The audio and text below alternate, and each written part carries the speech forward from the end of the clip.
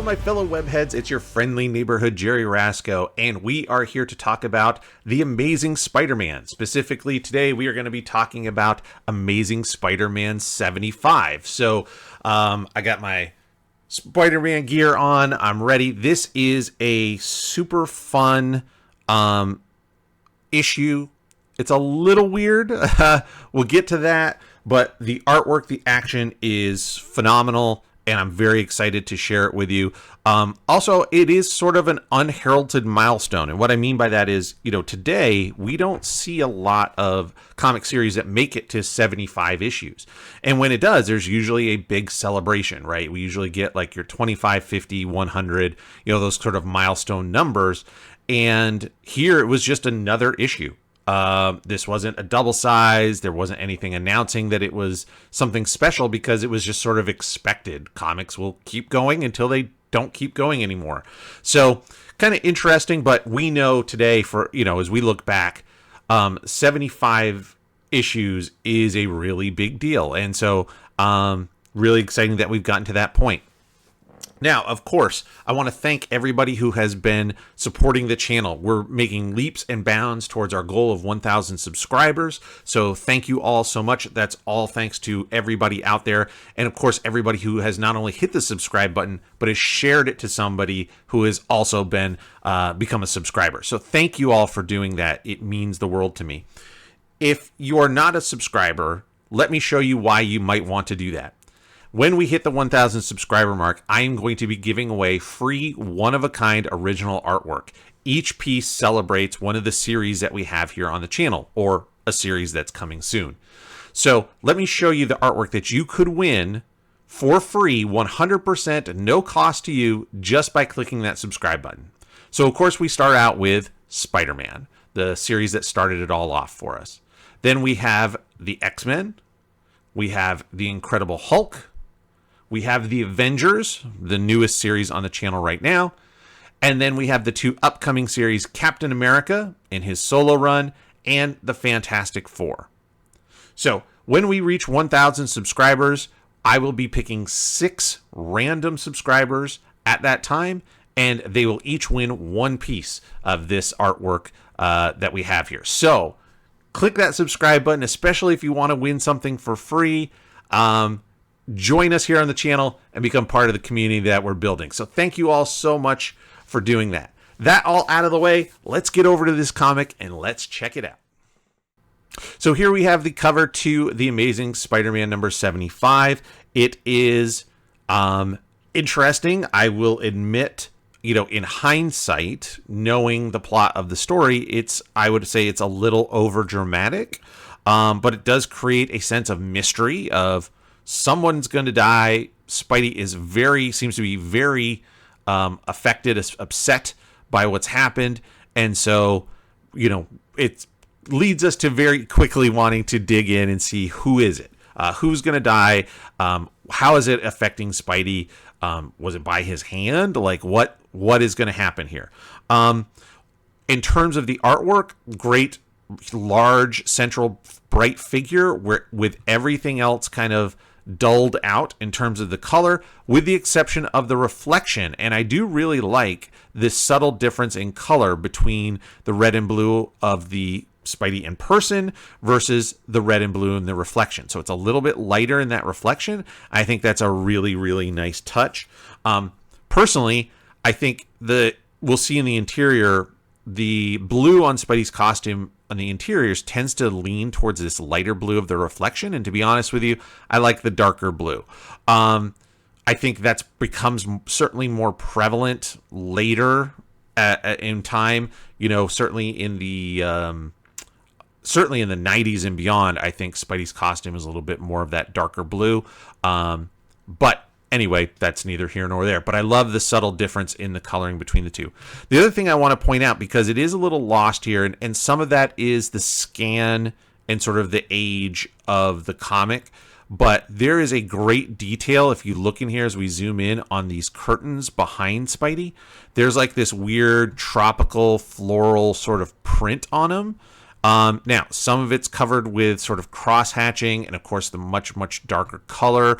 There may be It's hard to see if we zoom way in. There may be some zipatone or other kinds of texture on there. I'm not 100% sure. It might just be the scan or the paper texture at this point. But I just wanted to point that out, that it was so drawn. It would have had all of this, detail, which then got kind of covered up and faded out with this dark gray coloring. But to be honest, I'm okay with it. It works because it really helps pop the figures of Spidey and the reflection Spidey. So really great work there. Strong cover.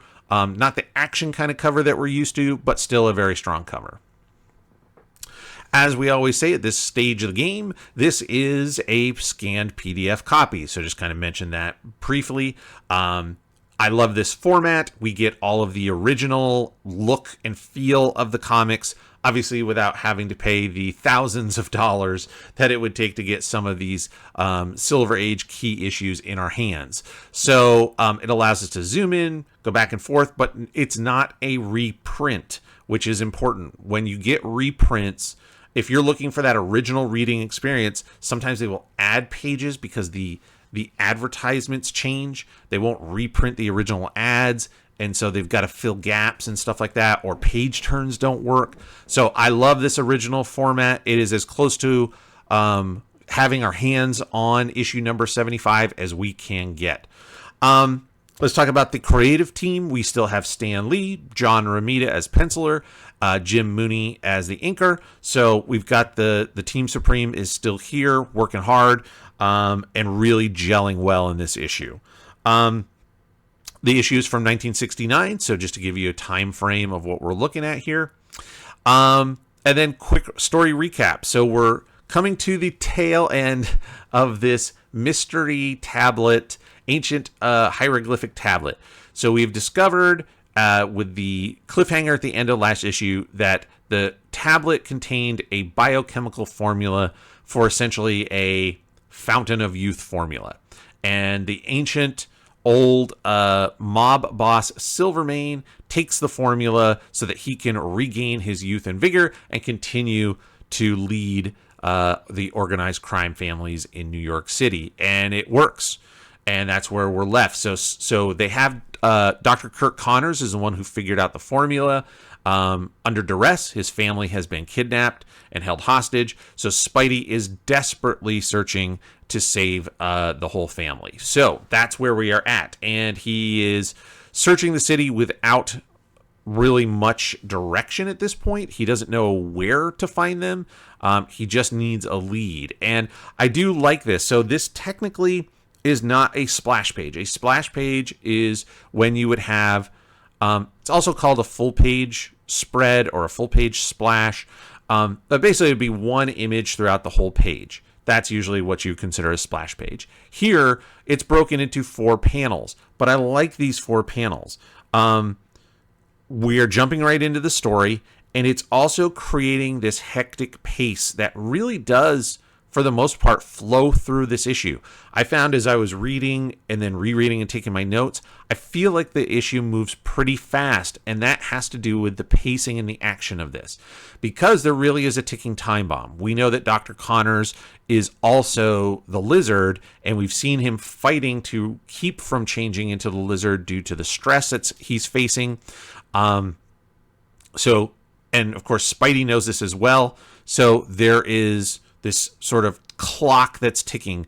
He's got to save the family. He's got to try to keep Doc Connors from changing, before it's too late, as well as he doesn't know what this formula is going to be or this tablet's going to do. So we don't want, maybe it's an ultimate weapon or something. So there's really this urgency throughout. And this jumping right in with this fast pacing of Spidey leaping and swinging all over the city is a perfect way to start. Normally, I would tell you having the same size figure in every panel is a bad idea. Typically, it would be considered sort of boring or dull storytelling. We want to be moving the view in, out, up, down, side, etc. Whereas here we have a pretty consistent viewpoint, but that's okay because this consistency is keeping to that pacing, right? When we're moving in and out and around the figure, time can sort of pass, right? That's where you have the slight time jumps between panel to panel.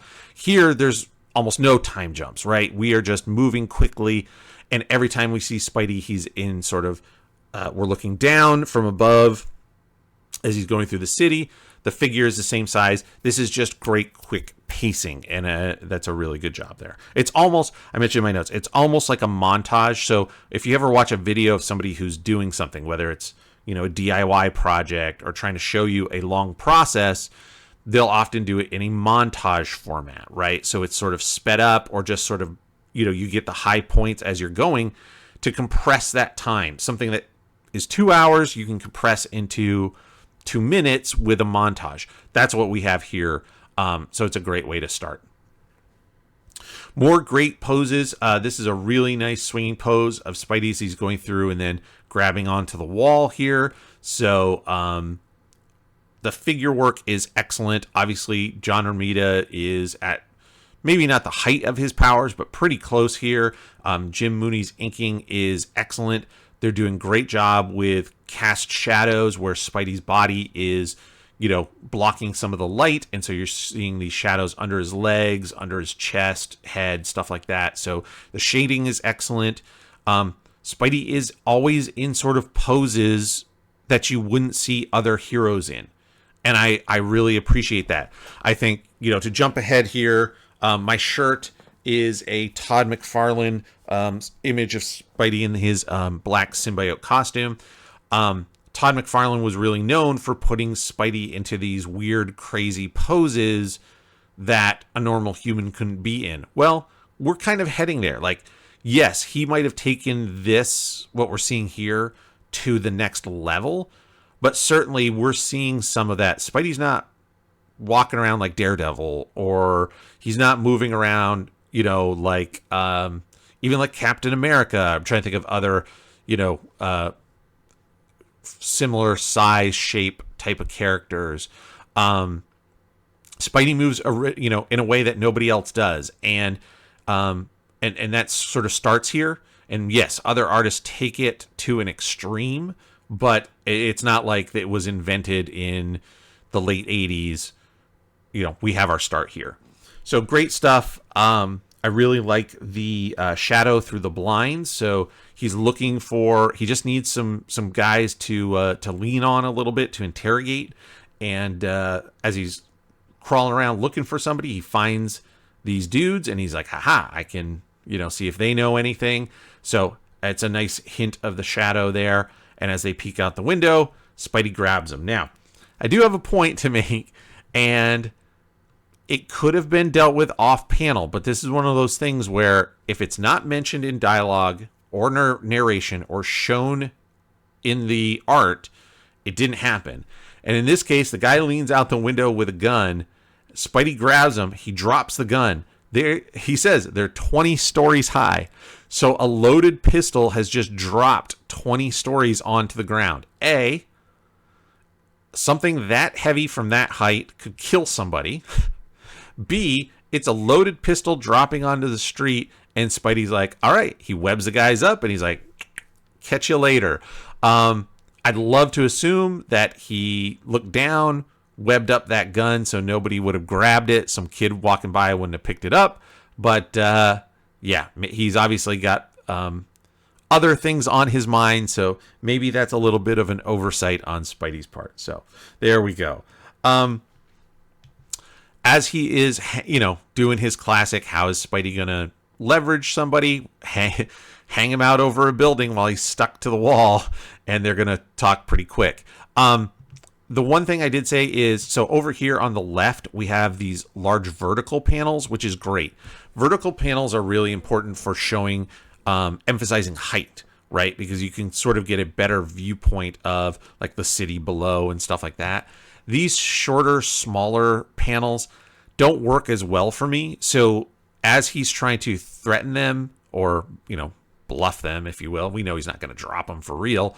I would have liked to have seen more vertical panels there. I think it would have been better to emphasize how high up they are, and make it more, almost create a sense of vertigo for us, the reader, to kind of feel what those criminals are going through.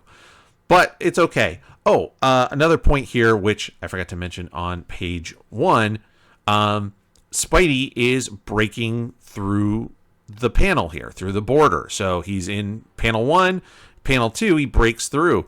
It's fine. It's a important and powerful tool to use when your characters break the panel border. It's almost, in a way, it's a lot like having your characters talk to the audience, or like, if somebody's on TV and they look at the camera.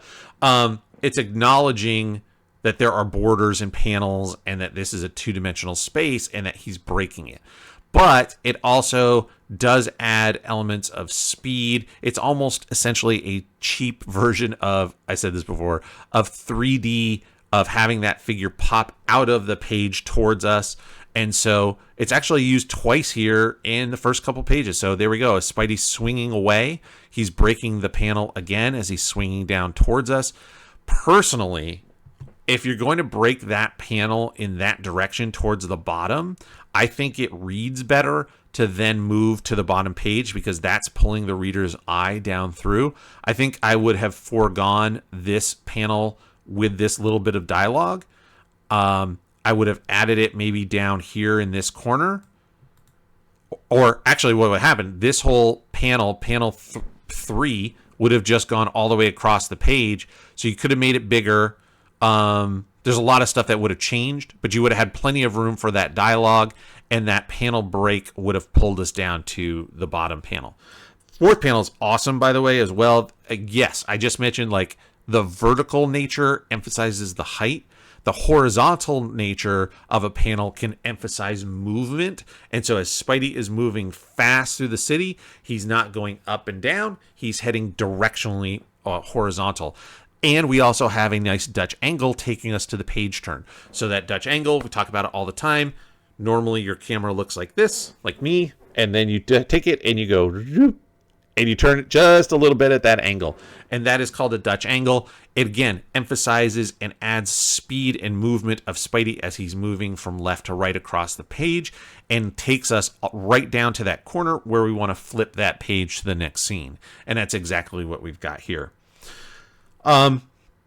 Great reveal and transition. So yes, we have already seen this as the cliffhanger for the previous issue, but you have to assume that maybe there's somebody that didn't see the previous issue, and so we've got a good reveal, an explanation of what happened, and then this image of the younger Silvermane, who now is feeling the effects of this formula. The other part, as I mentioned, is transition. So as you're changing from scene to scene, the easiest and the most powerful way to do it is a page turn like this. So this is perfect. Rather than, having this top panel on the previous page, or maybe the last panel of Spidey swinging around on this page, this is a great way to change scenes. It's like having a commercial break right in the middle, and when we come back, we're at a different scene in the show. So that's great. The low angle here is important as well. We know that this is, again, Man Mountain Marco, we'll just call him Marco, is very, very large, is a large human being. And so it's important, as Silvermane is establishing his reestablishing his dominance, that the angle is low to make him look bigger, more powerful, even over the larger figure, right? So that's really, really important to establish the psychology that this character Silvermane is actually powerful. And you think about it, if you look at this from a visual psychology standpoint, having this low angle and looking up at a figure, that's why statues are either A, oversized and large, right? So if you're looking at a statue to show the grandiose, the power, the whatever. So think of your classics like Michelangelo's David, right? It's huge and typically up on some sort of pedestal or block or something, so that when we look at these statues, we're looking up at these grand figures, and it just makes them more again, grandiose, powerful, etc. If they were the same size as us, it loses a lot of that. So here, yes, Silvermane is not physically as large as Marco, but by doing the low angle, you can see it actually makes him appear, for this sense of this image, larger or taller. So that's really important. Everybody is trying to, put this together and sort of understand what's happening. Of course, Caesar, this guy who's sort of underneath Silvermane, has been waiting to take over, and that's kind of what he's expecting to happen. And he finds now a Silvermane that's no longer, extremely old and in ill health. It's a much younger, healthier, strong man. And of course, he immediately jumps to, it's a trick, it's a trap. Marco, you got to take this guy out. It's not real. Whatever he can to leverage himself as leader. So if he can get Marco and Silvermane to take care of each other, all that's left is Caesar. And that's kind of what starts here. So now you've got some fighting, and Silvermane showing that, yes, he is not just a leader for money and influential powers. He's physically powerful as well, and that's what got him to the point where he was at. So it's fine. Obviously, he's not Spidey's level of strength and power. So yes, he's not going to defeat Marco so much as just sort of, knock some sense into him and get him to understand, yes, this really is Silvermane. It's not a trick. And we see in this panel, or in this page, he's continuing to de-age. He's getting younger. So there's fewer wrinkles. There's less gray hair. He's getting younger by the minute. And I did note, to me, I thought that young Silvermane here, and then we'll see it even later, looks a lot like Peter Parker. I'm just throwing it out there. Some of it's the hair, for sure. And that's, that sort of slick back brown hair. It's drawn the same way that Peter's hair is drawn. But yeah, I thought they had a kind of a similar look there. And then, let's see, what else we got? So, yep. Spidey crashing in. So, again, we're moving action to action to action. We have not had a lot of downtime, which is awesome. Again, this is the pace of this book is moving terrific. I'm like halfway through my notes. When your figure crashes through a wall, a window, a stone, whatever, anything, one of the key elements is if they're breaking in through it, regardless of either direction, and getting thrown out through something or breaking in through something, there's going to be debris between us, the reader, our view, and the figure breaking it, because they're breaking it out towards us. So one of the things you want is some of this glass, some of the window frame, to be overlapping Spidey. We don't really see it here. So that's a small thing. It's not the end of the world. It's just one of those things that helps really set, again, that optical illusion of 3 dimensions, that there's things are closer, some things are further, even though this is a flat piece of paper. You do that through things like overlapping, and it's a real easy way to do it. You don't have to do a lot. A couple of pieces of glass here and there over, his thigh, his foot, etc., would really help sell that he's breaking through towards us. Jumps in, knocks the guys down. Now, this part doesn't, the transition between panels 2 and 3 don't make sense to me, and let me explain. So Spidey comes in through the window, and let me see here. I don't think we established the window before. We did not. You'd have to go back to the previous issue. We know there's a window. We've seen some lighting and stuff, but I don't think the window was originally that big. So we're taking some artistic license, and all of a sudden there's a gigantic window for Spidey to break through. It's fine. The lab was, was much darker before. I think it was a small barred window because we had seen the shadow from it. But that's okay. What doesn't make sense to me is he jumps in, knocks them down. So the window is behind Silvermane and Marco, right? So it's the background is window, Silvermane, Marco, Spidey. Spidey then rolls through, leaps up, sticks to the wall, And now what's behind Marco and Silvermane is the door out of the lab. So everything changed positions as Spidey's rolling through and jumping and leaping onto the wall. Again, there's not enough time for these two guys to get up, move around, and then block the door. So, right, the only place the door could be is where the window is. Spidey's come through. If the door is down here on this wall, then Spidey's closer to the door than they are. So it just doesn't, that the position of the room doesn't make sense. That's what I'm saying. So now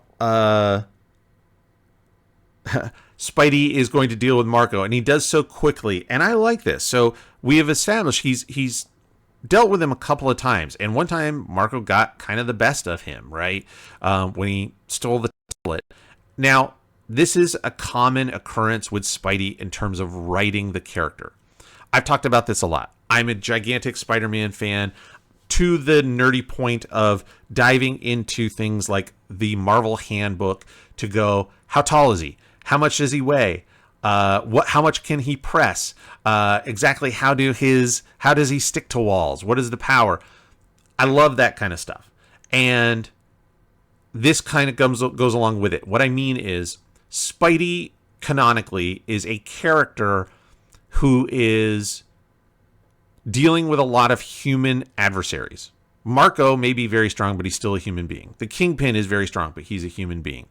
He does deal with superpowered stuff, but he also deals with a lot of just thugs, criminals, bank robbers, etc. Spidey, who can lift, a tractor trailer cab, not the whole tractor trailer maybe, but the cab, the truck. Like he could lift a full-size truck over his head easily. If he hauls off and punches somebody full strength, he literally punch their head off, like punch through them. So Spidey pulls his punches when he's dealing with regular people, and that becomes a habit. So when you deal with somebody like Marco that doesn't look like a superpowered guy, my feeling is Spidey pulled his punches and, to his chagrin, learned his lesson. So the next time he faced him, he deals with him a little stiffer, deals with him a little more quickly, and I like that. Spidey is smart. He learns from his mistakes, and the next time he fights a guy, he's not going to make that same mistake. So I think that's a really nice thing. It's a nice little character bit, and it does get Marco out of the picture pretty quick because it's really not about him at this point. But I like that. To me, again, it just feeds into my head canon about the character, I guess, as well as real canon, and just that Spidey knows, he's so conscientious about hurting anybody and being responsible that, yes, he's going to use his powers and he's going to throw some punches, but he's not going to do so in a way that could potentially kill somebody, and sometimes that comes back to bite him. So here, he takes care of Marco really fast, and I like it. Great camera moves. Again, the pacing of this fight is really, really good. Now we see Silvermane, and he's even younger, and in my mind, kind of looking even more like Peter, which I think is kind of neat. It's, as I said here, so Silvermane, he wants to throw down with Spidey. And again, this is one of those things where Silvermane, as a human being, no matter how tough, no matter how mean he is, he should really pose no threat to Spider-Man. But again, at the same time, if Spidey hauls off and hits him full power, the guy will be dead. So maybe that's will often give his foes sort of a fighting chance, if you will. Doc Connors takes the opportunity to leave. He thinks he's, to try to rescue his son, but he cannot fight off the lizard anymore. And we see this transformation. So it's great. It always starts with the hand, right? And then you see it on the neck. And then we get into the full lizard transformation. John Romita's version of the lizard, I think, is so cool. The only thing it does miss is he doesn't really have teeth. Seems to have kind of an open gum mouth. I think he'd be a little more vicious. And we certainly, over the years, will see other artists will add more teeth to the lizard. But other than that, just the drawing, the style, the texture work between the fingers and the wrists, all those shadows that he uses to create that lumpy, bumpy skin texture is really, really good. And then I hate to say it, obviously with the Comics Code Authority, if you're not familiar, there's a lot of history and explanations on what the Comics Code Authority is. You can look that up. But obviously with the Comics Code Authority, you could not have the Lizard kill this guard. In my own head, I would like to have had that happen. Maybe not on excuse me, not on camera, like right in this panel, but maybe, he attacks. We do more of a close-up. You hear the screaming or something. And then when we later see this guy, it's clear that he's dead. It would make it a little tougher for, maybe Doc Connors to deal with in terms of, my alter ego killed somebody. But I think it would be more in line and make the character of the Lizard even more vicious and dangerous. It's just a more modern aesthetic or thought. It's perfectly fine for him to just knock the gun out of the hand and knock the guy and then run away, but as he does here. But I mean, I think the Lizard would be a little more brutal than that. That's just my opinion. Let's see here. So yeah, again, the Lizard has given up the idea of trying to get to his family, and now he's got to escape and do lizardy stuff. Things are going off the rails. Caesar here is trying to maintain control, and it's just not really happening. But they're like, all right, fine. He's convincing with his hands everybody that this lizard thing, this young guy who's trying to say he's Silvermane, all this stuff is a plot. It's all a trick. Let's get our guns up. We're going to finish this thing off once and for all. So Spidey is here. Again, it looks like he doesn't even want to fight Silvermane. He actually says like, hey, I got to find Doc Connors, then I'll deal with this guy. So it looks like he's just trying to avoid him more than anything. I like the leapfrog pose. And one thing I did note here in my notes is hands. So we haven't talked about him too much as of late, but hands when you're drawing your comics are really, really important. So even in a fight scene like this, obviously Silvermane is fighting. His hands are primarily going to be in fists. And this is something that I think a lot of artists default to, is the instant you get into action of any kind, we default to fists, because fists are a lot easier to draw than hands in different positions. Your hands are extremely flexible, extremely mobile. You can put them into all kinds of poses and things, but that makes them harder to draw. But it's important, and it gives the character a lot more life and realism, because we don't all walk around like this all the time. I'm a person, I gesture when I talk with my hands all the time for emphasis, for stuff like this. So being able to draw your hands in different positions, really important, especially Spidey.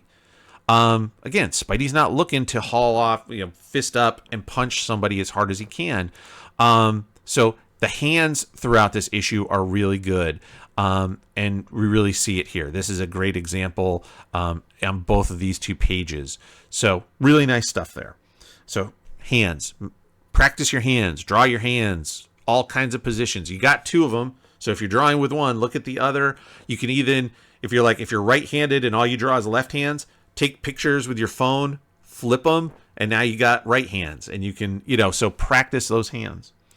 So again, he's trying to avoid him. Silvermane is keeping up the fight, throws some acid at Spidey, which he is able to duck, but it sort of stuns him for a minute here. But he notes that this Silvermane is seeming to continue to get younger. And then Silvermane comes up with this like running knee to Spidey. And in my mind, I feel like Spidey takes this shot on purpose. Here's what I mean. Bear with me. Yes, he's a little stunned by the acid, but he's got enough time to think about what's going on. He even makes a quip as he's getting kneed in the face. I think Spidey is testing his theory. Is Silvermane actually getting smaller and younger with every minute? We know that this one hit, Spidey's taken way harder shots from other villains. I think he takes this to test his theory. And we find out he's right. And he says, yeah, the blow has less weight, less power. He's getting younger. He's getting smaller. He takes a knee to the chin and just flips the guy away like he's a rag doll. So again, in my own headcanon, I think he took that shot on purpose, because with Spidey's agility or his reflexes, he could have put his hands down, grabbed that knee. There's no way that he was going to hit him. He could have ducked. I think he took it on purpose. So now, okay, Silvermane is getting weaker and he's down for the moment, but there's more danger. Now we've got guys with guns. So now Spidey's got to jump in and deal with these guys before he can get to the Connors. So again, there's no break. There's nothing. It's just move, move, move. And holy smokes, there's a lot of action. Good stuff. Good angles. Again, we're doing great job with all the shadow work. It's terrific. We haven't talked a lot about it just because everything's been moving so fast and really nice. Here, I'll actually jump back. I'll point this out. I think this is really good here. So this is the window that Spidey broke into through the lab. We see the remains of the window there. And there's this nice little stippling gradation from black to sky. That's a nice tip. You didn't have to do that. They could have, left it all blue. It certainly would have been separated enough from Spidey. But that's a nice gradient there. So sometimes we do hatching. Sometimes you could do a fade. Certainly with Photoshop today, you could just do it with color fades. But this stippling technique, stippling is using your pen, brush, whatever tool you're using to put your ink down in dots, and the closer those dots are together, the darker it is. So the further apart you are, the lighter it is. So you can use these just the same way we use cross hatching to get to that sort of gray tone between light and dark. Also, other stuff here that, again, we didn't really talk about just because there's so many good things, we take forever, but like this little sort of vibrational, it's covered up with a lot of dialogue. Let's zoom in on that panel. But as Dr. Connors is changing, you see here that there's this sort of ripple around him as he's straining against the change to the lizard. That's great. Like, that's a really nice little technique that probably goes unnoticed by most folks because of all the dialogue. But that's really, really nice. So there's a ton of that throughout here. That my apologies to Jim Mooney and team for not pointing out every one of them, but it's just consistent and really, really good. Like, this is great hatch work here where you've got this dark core shadow as the lizard's bent over. The light obviously is coming from above, so his core is blocking that light, right? So it can't get through past his back. So you have nice shadows here, and then sort of fading that shadow down the leg. Awesome stuff. I mean, it's all throughout the issue here. Things, little subtle things. This texture of the sort of furry collar around Caesar's coat, real nice thin detail, really great work. And the pinstripes on Silvermane's dress shirt, what a pain in the butt to draw, especially consistently. Terrific. Done excellent all throughout. So again, just really, really nice line work. It's not the big thing to point out, but man, it's great throughout this whole issue. We have a nice upshot of the face. I've talked about this in issues. This is probably the hardest angle to draw the human face from. Everything, all of your features get distorted because of the tilt of the head compared to the viewer. And so you have foreshortening and perspective that you have to take into account. But they've done a great job. We see the underside of the top lip. We see the inside of the curve of the top teeth. That's excellent. The nose is much shorter, and we see the nostrils underneath. So we're getting that underside view. It's shortened so that it looks like the tip of the nose is much actually closer to the eyes than it is because of the angle. That's excellent. Even the lighting. So here, it's lit almost like it's below. So whatever. Obviously, this Silvermane, as he's becoming younger, probably isn't giving off a glow of light, but it's that shock of what's happening. So it's a it's the dramatic idea of there would be underlighting, so the bottom of the nose is lit while the bridge of the nose is in shadow because it's coming up here being blocked here. So that's darker up above. On the top of the curve of the cheek is this darker line. I mean, again, simple one small panel of a guy looking down going, oh my gosh, but there's so much technical detail to it to get it done and do it right, and they have nailed it here. So that's excellent. And we see he's even younger now. He's like a teenager. Silvermane is continuing to youthen, I guess, is that the term? Youthen? De-age, get younger and younger, shrink, and it's happening faster and faster. And now we have exactly the same thing. Another great upshot on a human face. All the same things that were done before here are done excellent and nailed. And it's even harder because now you're doing with the face of a child. So now you have to deal with the proportions of a child's face, which are very different. Children's heads are larger in relation to the rest of their body. We kind of grow into our heads as we get older. Their eyes are going to be larger in comparison to other features like their nose, their ears, etc. And so to take that into consideration and then tip it back in space into the right perspective is really impressive. So it's a great job of doing that there. Again, with the dramatic lighting of above the cheek. So it's this underlight, really nice stuff there. And then, great, the scream alerts Spidey. So it's a good way to get from Silvermane to Spidey. So you actually have this very visual transition from one character to the other. Spidey is in an awesome pose here, really coming through all the way on that punch. When you want to show your character kicking, punching, whatever, you can have them punching like this, or you can have them punching like this. And that motion shows the follow through and adds speed and power to your punches. It is right there in the How to Draw Comics the Marvel Way. So absolutely critical. And I did note this. I love it. Spidey is open hand slapping a dude into tomorrow. He's taking this guy off his feet with an open hand slap. I love it when he does it. It's so like demoralizing to these thugs who I'm sure think they're tough. And then Spidey just kind of goes, because he's so much stronger than them. It's great. The lighting here, the shadowing is awesome. I mean, overall, just really, really nice stuff. Let me point this out real quick. This was not in my notes, but I just noticed it, and I want to talk about it as a technique, and that is the halo. So what you've got here is you've got this big, again, core shadow on Spidey. The lighting is coming from above, so as he's leaning forward, his body is blocking the light, so the front of him is all in shadow, and it's casting a light onto, the upper part of his leg until it is out past his chest where it can catch light again. Same thing over here. So as this leg is bent down, the light coming from above is not going to hit the lower part of the leg. His hips and butt are blocking the light from the top of the thigh. Well, this guy, we have this dark shadow underneath his legs as well. So if you don't have this small halo right here separating, this shadow will blend into this shadow and it won't work right. So what you do is you have this little halo of light between the two dark shadows, and it helps the characters pop apart when you have those two dark areas butting up against each other.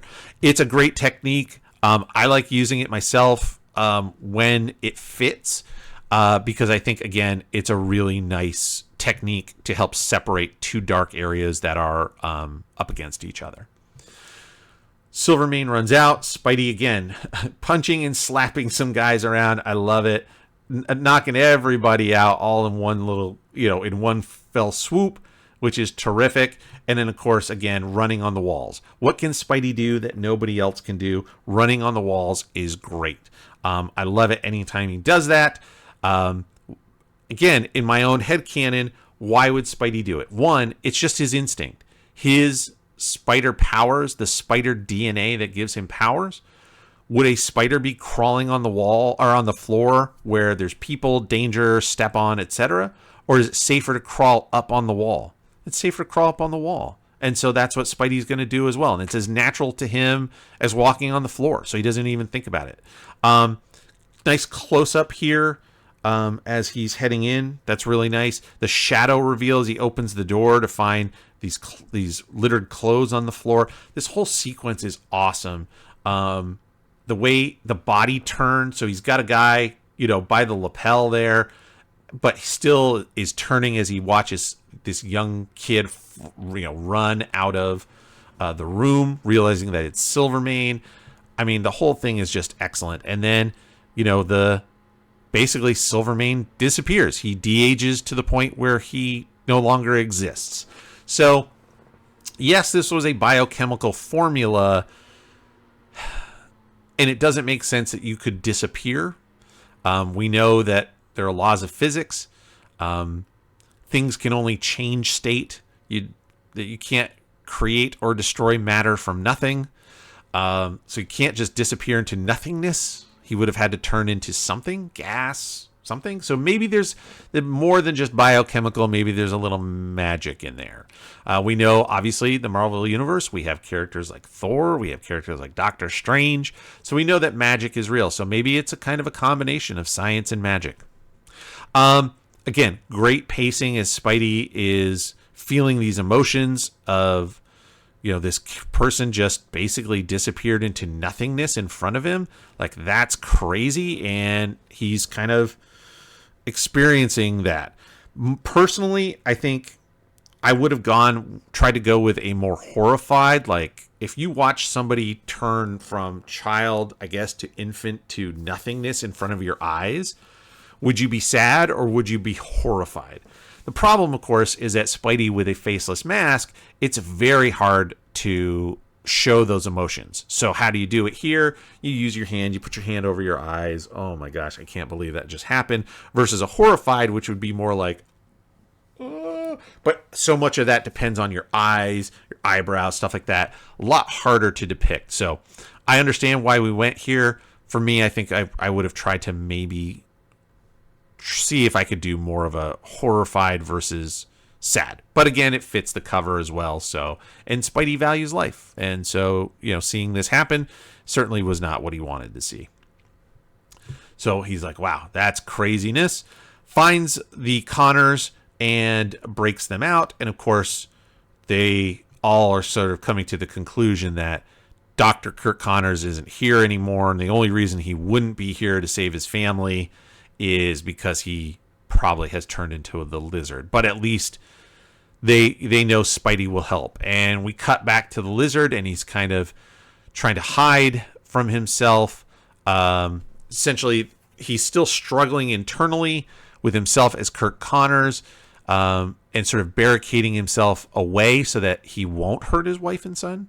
But he's losing that battle. And again, this is a great montage with modern stuff. I think you could have done more today, again, with Photoshop, sort of blurring or, making certain things opaque or transparent, so that you'd have more of this ghostly back and forth between the Lizard and Doc Connors.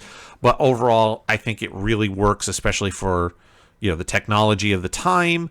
We get that back and forth. It's a Lizard. No, it's Doc Connors this fight. No, it's the Lizard. No, it's Doc Connors. And finally, at the end, all we see is the Lizard. Those eyes, the blackness, the shine inside.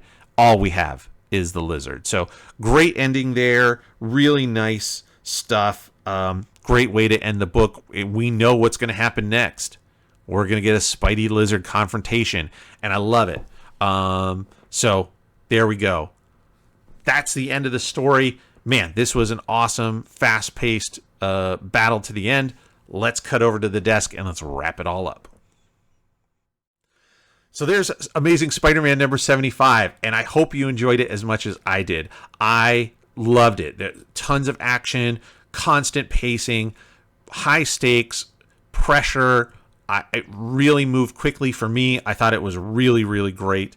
I'm also very excited to see the Lizard. I'm glad we're done with this tablet plot line. Let's get back to basics.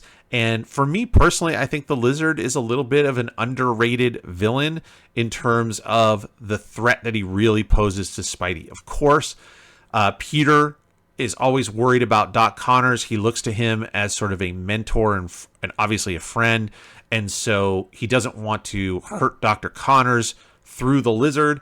But at the same time, the Lizard is extremely dangerous, stronger than Spidey, more ruthless, has no qualms about obviously hurting human beings. And so, man, I'm really looking forward to the next issue as well. In terms of a rating, I love this one. There's very few issues that I found that I would point out. There's so much good stuff. You could spend a day just picking apart, like I showed you, some of those small inking details in the backgrounds. Just phenomenal. I'm giving this a 9 out of 10.